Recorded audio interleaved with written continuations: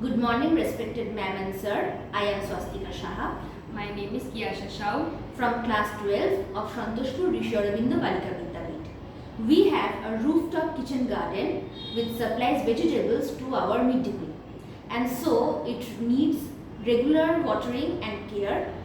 But during examinations and vacations, it is the students are unable to water the plants regularly.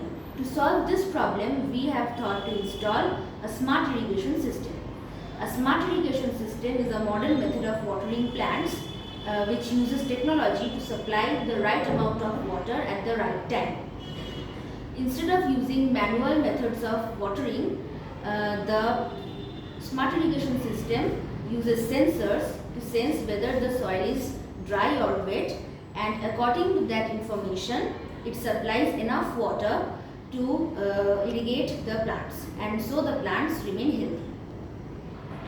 In our model, we are use waste material like paper, cardboard to make this model, and we are also use a pump, Arduino Uno, battery, relay modules, LED lights, breadboard, and soil moisture sensor. Soil moisture sensor is a small device placed in the soil.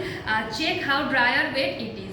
Arduino is a microcontroller which act as a brain. It take input and send it output. In our model, soil moisture sensor read digital data that is soil dry or wet and send it to Arduino. If the Arduino reads from the soil moisture sensor that the soil is dry, then it gives instruction to the relay module to start the pump. And if the Arduino reads from the soil moisture sensor that the soil is too wet, then it gives instruction to the relay module to stop the pump. Now let's take a look at our model.